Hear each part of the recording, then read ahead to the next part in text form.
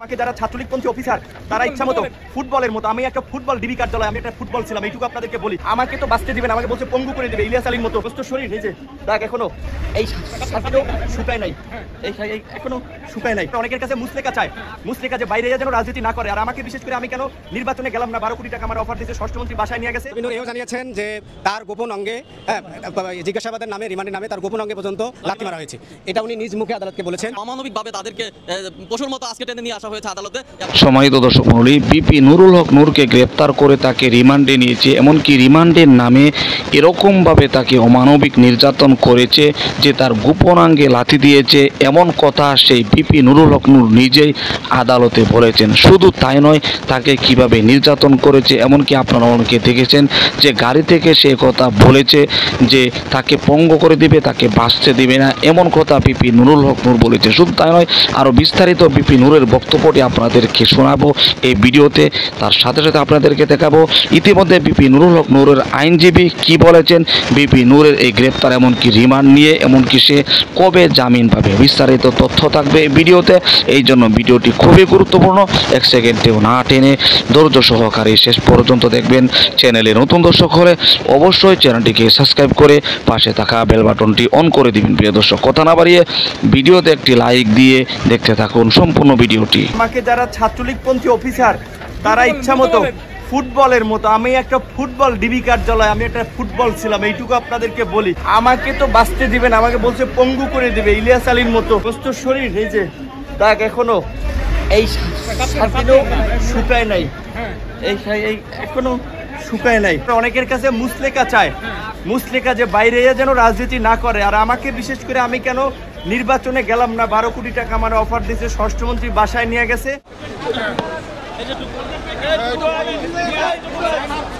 আমার কথাটা বলেন যদি আসছে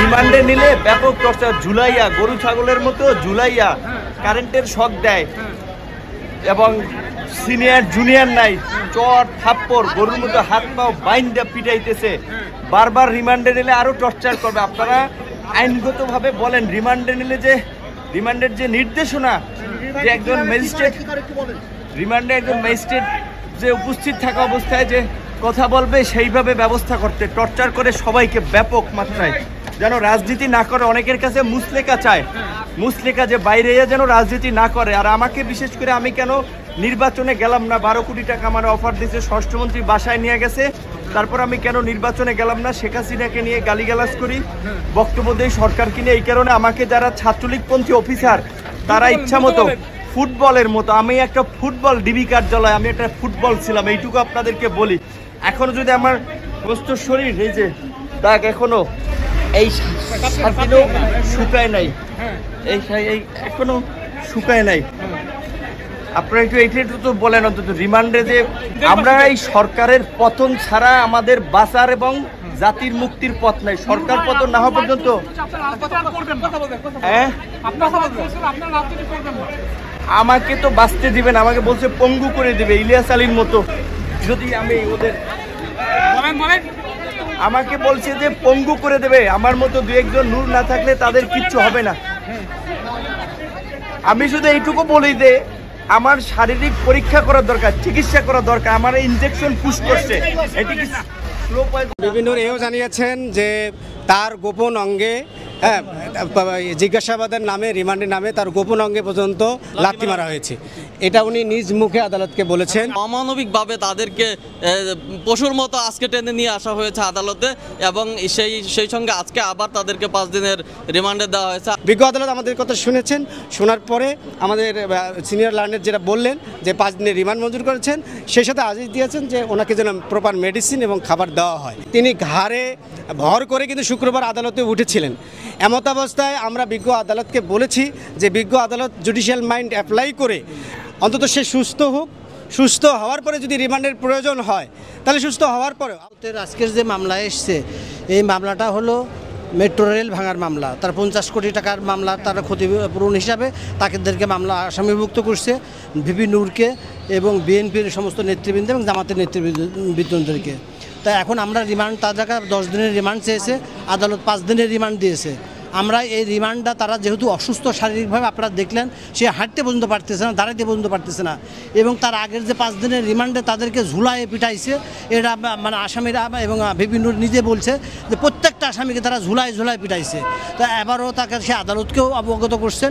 তো তারপরেও তারা তারা নিবেদন করছেন যে আমাদের জেলখানার জন্য জিজ্ঞাসাবাদ করা যায়। আমাদের আইনজীবীরা, বিজ্ঞ আইনজীবীরা এটাকে উপস্থাপন করেছেন, কিন্তু আদালত সেটাকে মঞ্জুর করেননি এবং তাদেরকে শুধু খাবারের জন্য একটু সময় দিয়েছেন এবং তার ওষুধপত্র দেওয়ার জন্য।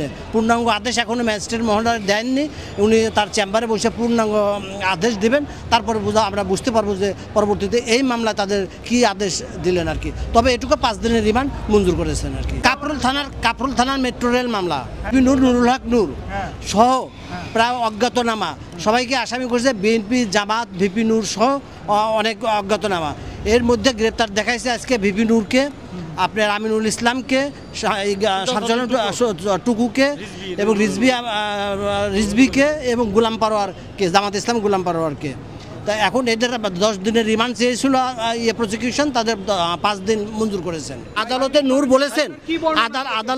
বলেছেন তার উপর যে অমানসিক অত্যাচার নির্যাতন করা হয়েছে তারই বর্ণনা আদালত শুনেছেন এবং আদালত বলছেন এই কারণের জন্য যে আমরা পরে এটার আদেশটা দিচ্ছি। এবং বিভিন্ন এও জানিয়েছেন যে তার গোপন অঙ্গে, জিজ্ঞাসাবাদের নামে, রিমান্ডের নামে তার গোপন অঙ্গে পর্যন্ত লাথি মারা হয়েছে। এটা উনি নিজ মুখে আদালতকে বলেছেন। এবং আমরা আদালতে 3টা পিটিশন দিয়েছি। একটা হচ্ছে রিমান্ড বাতিলের পিটিশন, জামিনের পিটিশন দিয়েছি এবং তার যাতে সুচিকিৎসা করা হয় এই পিটিশন দিয়েছি। আমরা কিন্তু এও নিবেদন করেছি যে বিজ্ঞ আদালত যেহেতু তিনি 5 দিনের রিমান্ডে অলরেডি বনানী থানার একটা মামলায় 5 দিনের রিমান্ডে ছিল এবং গত শুক্রবার তাকে রিমান্ড ব্যাক করা হয়েছে।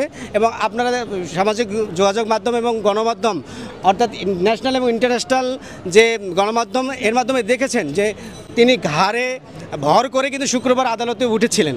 এমত অবস্থায় আমরা বিজ্ঞ আদালতকে বলেছি যে বিজ্ঞ আদালত জুডিশিয়াল মাইন্ড অ্যাপ্লাই করে অন্তত সে সুস্থ হোক, সুস্থ হওয়ার পরে যদি রিমান্ডের প্রয়োজন হয় তাহলে সুস্থ হওয়ার পরেও, আপনারা জানেন যে ফাঁসির আসামিও কিন্তু অসুস্থ অবস্থায় ফাঁসি কার্যকর করা হয় না।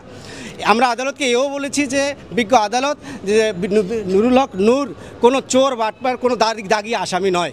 প্রিয় দর্শক, আশা করি সম্পূর্ণ ভিডিওটি দেখলেন। ভিডিও দেখে অবশ্যই বুঝতে পেরেছেন বিপি নুরুল হক নূরের বক্তব্য শুনে যে বিপি নুরুল হক নূরকে রিমান্ডে নিয়ে তাকে রিমান্ডের নামে অমানবিক নির্যাতন করেছে। রিমান্ডের যে নিয়ম রয়েছে সেই নিয়ম তারা মানেনি, এমনকি নিয়ম ভঙ্গ করে তার উপর নির্যাতন চালিয়েছে। এমনকি একথাও নাকি বলেছে বিপি নুরুল হক নূরকে যে তাকে পঙ্গ করে দিবে, তাকে বাঁচতে দিবে না। প্রিয় দর্শক, বিপি নুরুল হক নূরের বক্তব্যটি অবশ্যই তার মুখ থেকে শুনেছেন।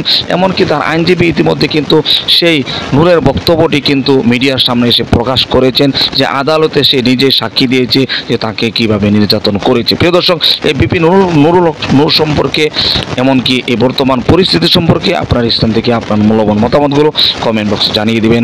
এমনকি ভিডিওটি শেয়ার করে সকলের মাঝে ছড়িয়ে দিবেন। প্রিয় দর্শক, আজকের মতো এখানে শেষ করছি। ভালো থাকুন, সুস্থ থাকুন, আবারও দেখা হচ্ছে পরবর্তী ভিডিওতে।